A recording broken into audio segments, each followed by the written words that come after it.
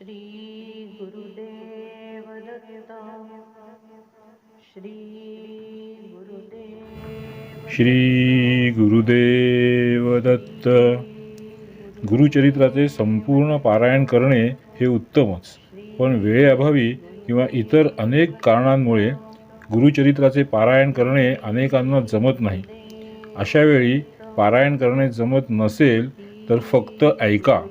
आपली नित्यकर्मे करता करता ऐकत राहावे. यामुळे गुरुचरित्राचे पारायण करण्या एवढेच फळ निश्चितच साधकाला लाभते. दत्तगुरूंची कृपा होतेच होते. श्री गुरुदेव दत्त. अध्याय 12. नरहरीचा गृहत्याग, काशी क्षेत्री संन्यास ग्रहण. श्री गणेशाय नमः. सिद्धयोगी म्हणाला, नामधारका, मातेने नरहरीला संन्यास घेऊ नकोस असे सांगितले. तेव्हा तो म्हणाला, आई, तू मला थांबायला सांगतेस, पण आयुष्याचा काय भरोसा? देह अनित्य आहे. जोपर्यंत हा क्षणभंगूर देह साथ देतो आहे तोपर्यंत धर्माने वागून पुण्यकर्मे करणे हे प्रत्येक मनुष्याचे आद्य कर्तव्य आहे. ज्याने मृत्यूला जिंकले आहे त्याने तुझा उपदेश मानावा. सूर्य उगवतो आणि मावळतो त्याप्रमाणे आयुष्य क्षणोक्षणी संपून जात असते.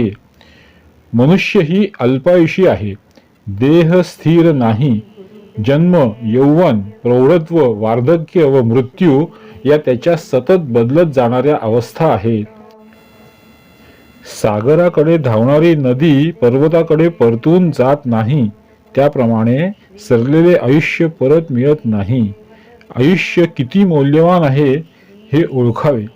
वेळीच सावध व्हावे. प्रत्येक दिवस पुण्यकर्मांनी सार्थकी लावावा.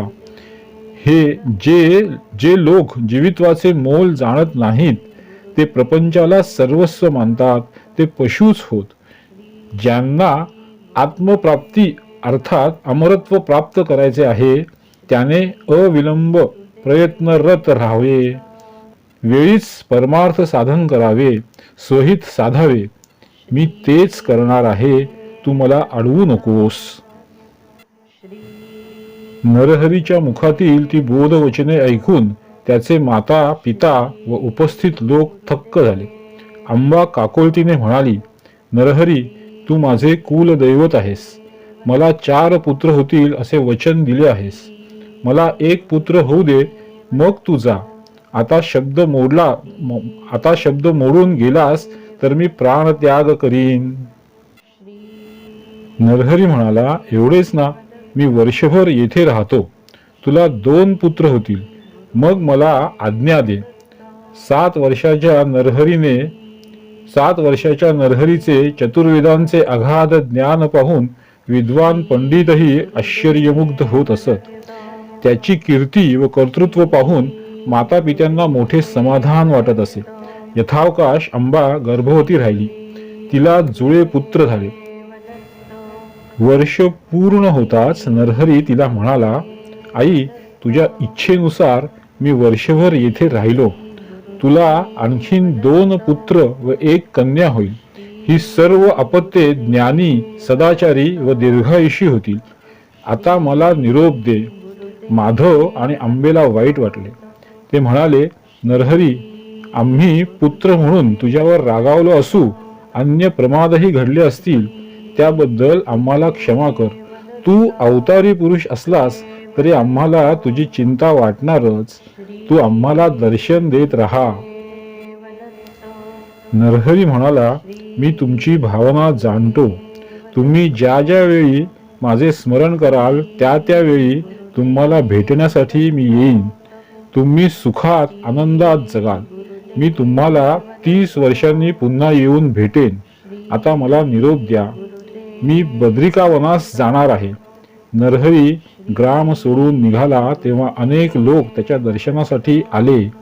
माधव आणि अंबा त्याला निरोप देण्यासाठी नगर वेशीपर्यंत गेले. नरहरीने त्यांना श्रीपाद, श्रीवल्लभ आणि दत्तात्रेयांच्या रूपात दर्शन दिले. तेव्हा दोघांनाही धन्य धन्य वाटले. नरहरी आधी काशीला गेला. विश्वनाथाचे दर्शन घेऊन तेथे काही काळ राहिला. तेथे कृष्ण सरस्वती नामक एक वयोवृद्ध तपोवृद्ध यती होता. नरहरी हा अवतारी महात्मा आहे हे त्याच्या लक्षात आले.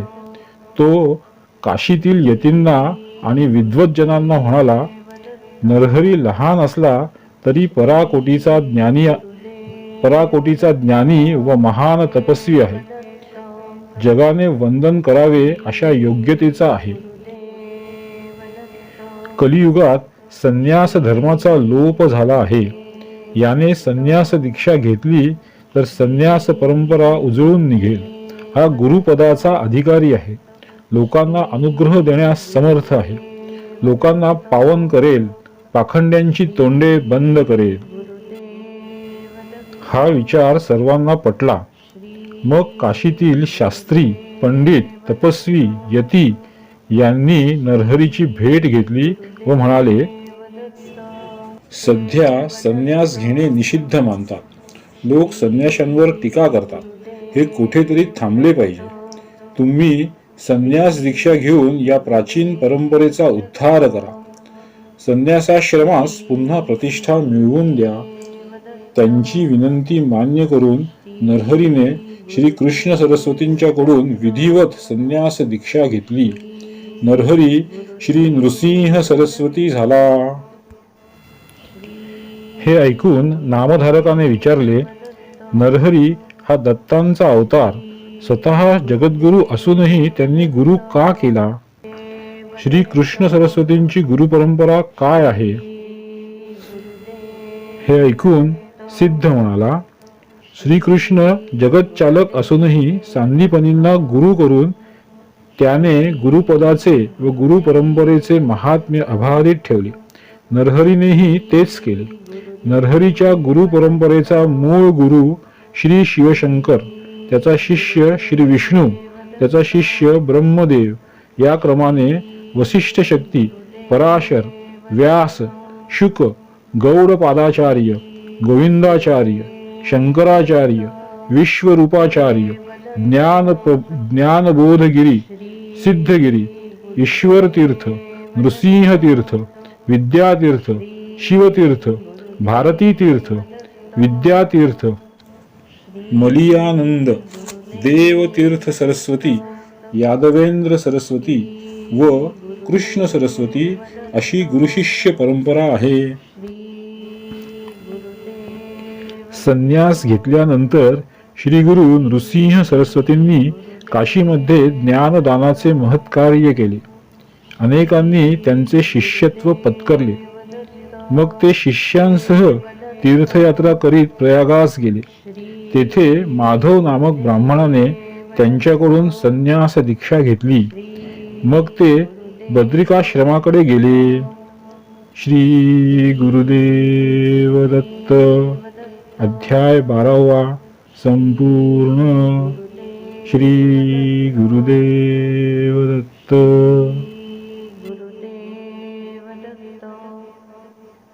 श्री